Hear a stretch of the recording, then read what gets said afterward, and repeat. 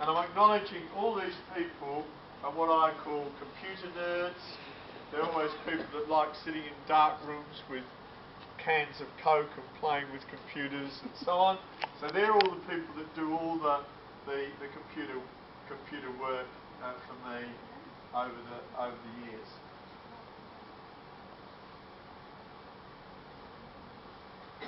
So what am I going to talk about? Why do we need some improved targeting?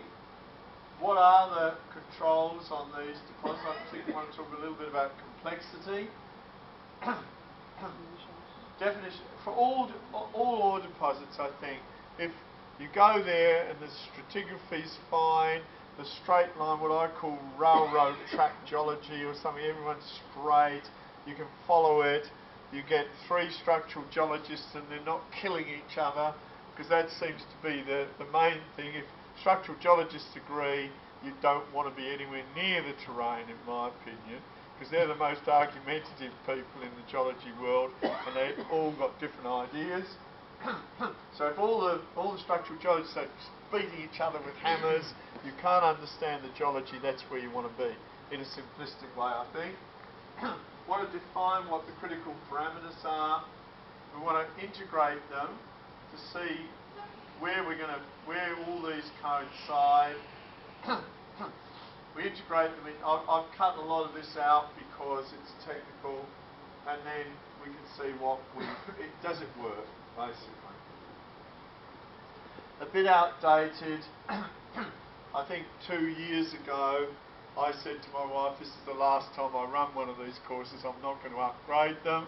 And then ever since then they've been in demand again, so I've not bothered to upgrade them because I always think this is my last one I'll ever run. But basically what's happened is this is just World Discovery Gold. So we can see that the gold price changed there, it was freed up. We can see immediately a lot of gold discoveries in here. But basically, in the 50s, geophysics was in its infancy. So the Witwatersrand, I think, was the first geophysical survey really used to find deposits. So we had a world of geophysics and some basic geochemistry. We were plodding along, finding some deposits. Price was freed up there. You can see the massive investment in exploration that followed that, the price rise for gold. This was the period, 1980s, where geophysics was getting better, and gold, certainly over here, we're starting to be able to detect gold down to below a part per billion. So geophysical and geochemical exploration were chugging along. So there's expenditure, dropped there, of course, there was a crisis around here. Everyone thought it was the end of the world. I remember in my university we thought this was, people were talking about new age economy, you know, all the dot-coms and all this sort of thing. But what were they going to sell? I mean, you couldn't sell dot-coms. You had to have something to trade. But anyway, it took a few years to come back to realise we needed resources. But this last bunch of money that's still going hasn't really delivered the goods. You see, it really didn't make a big difference. So either world-class deposits, we found them all, or we're not very effective. And I call this the age of geophysics and geochemistry without much geological thought. Geologists have become more technicians. They go out, they do their geochemistry, they do their geophysics, they do drill targets, and very few people are thinking about the geology. Or this is my impression working as a university professor and as a consultant. So my feeling is we need to do something new, and to my way of thinking we need to get back to some geology. That's my impression. If we look at a typical exploration program, so we start off down here with province selection and district selection, then area and so on. We can see the cost curve. So to get into the right area, get into the right places is very, very low cost. But if we don't get into the right areas and we start getting into so we're in the wrong province, we'll be in the wrong district, we'll be in the wrong area, our targets will be rubbish, and we'll waste all this money because we made a bad decision down here. So my impression is this is conceptual down here. Get yourself into the right area. Don't be in a terrible area that is not likely to go through these various stages. And it isn't going to cost very much. We can sort of see this in a range of... So this is global to district scale, prospect scale, direct detection. We can't detect anything at that scale. We just use the databases. Prediction is what we need to do. Targeting, this is what I like to think of. And it isn't until we get our targets that we then detect them with geophysics, geochemistry, or drilling. And the cost of doing this predictive targeting, as I said, is very low. We're very flexible.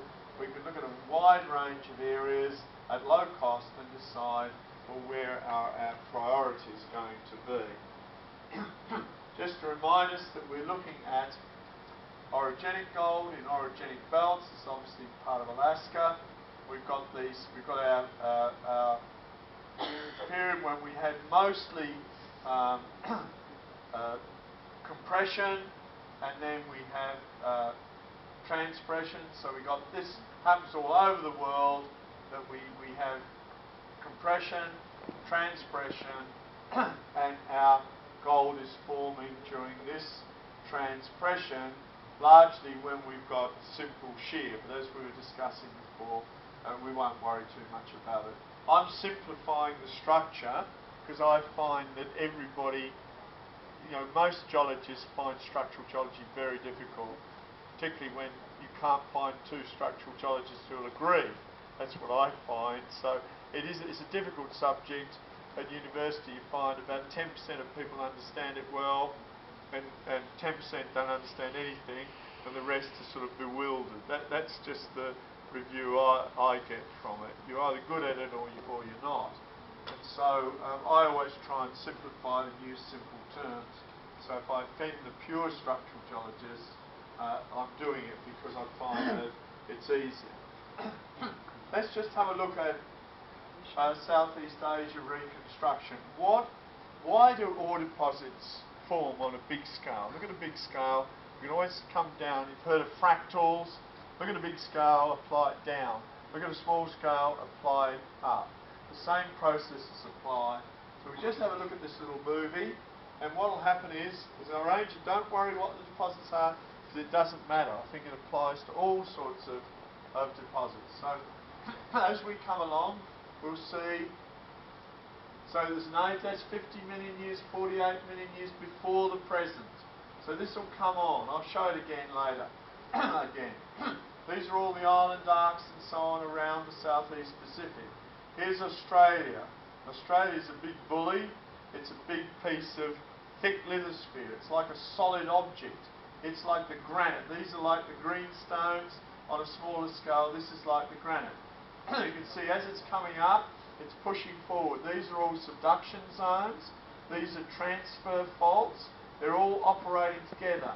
It's starting to rotate. It's starting to see how the whole thing is locking up, like the fold. It's locking up here. And all the deposits start to form. Now watch out here. All these faults go from reverse, they go sinistral, dextral, and then all the deposits start to form down here. It's a fantastic example of, so we go back a little bit. It's like the locked up folds, it's like the stress fields around the granites on a small scale. All the things we've been talking about on a small scale are here. So here, look, this is relatively simple. Right? We've got some subduction zones, nothing much is happening. Australia's well to the south. And we start the movie. It's basically Australia coming forward here. It's coming up, and the complexity is increasing here. We're starting to see all these structures here. Because we're getting complex.